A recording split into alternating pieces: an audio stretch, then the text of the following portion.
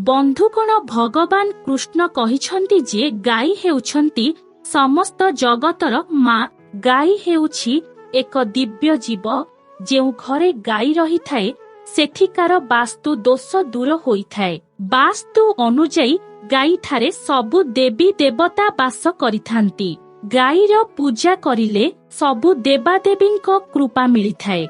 गाईर पिठी हाड़रे सूर्य केतु नाड़ी थाए जहा सूर्य किरणरु रक्तरे स्वर्ण क्षीर तैयारी करिथाए। एही स्वर्णाक्षर गाईर क्षीररे रहिथाए। आजी आमे जानिबा गाईर पूजा करिले केउ फल मिलिथाए। घरु वास्तु दोष नष्ट करिबा पई केउ उपाय करिबा एवं केउ अंगकु छुई देले भाग्य बदली जाइथाए। जेउ व्यक्ति गोमातांकर निस्वार्थपर भावे सेवा करे गोमाता सेही व्यक्ति उपरे आसुथिबा समस्त कष्ट को हरण करि नेइथंती।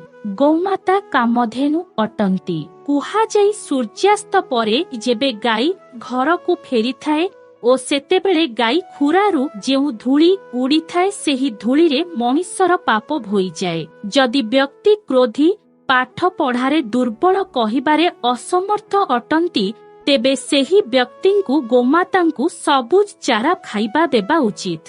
गाईर दान करिबा शास्त्र अनुजाई शुभ अटे।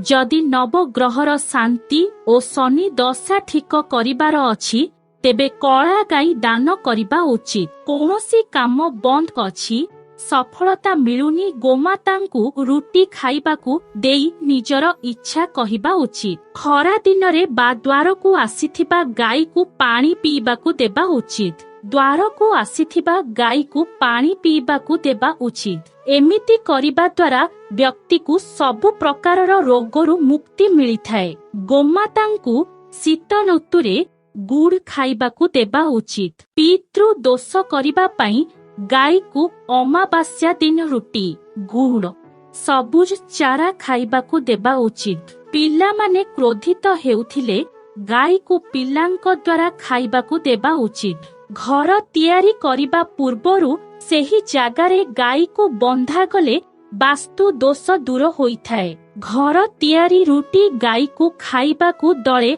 अनेक प्रकारर समस्या दूर हुए। गाई गोबर को घर दोकान रे जड़ाई धूप करिले पॉजिटिव परिवेश सृष्टि होइथाए। गोमाता प्रतिदिन गृह को आसिले सेही व्यक्ति भाग्यशाली होइथांती।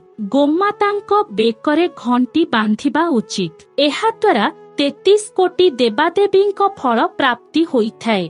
गोमातांको लांच धरी व्यक्ति नरक को पार करिथाए। सब्सक्राइब करि दियंतु ओ वीडियो को लाइक करि दियंतु।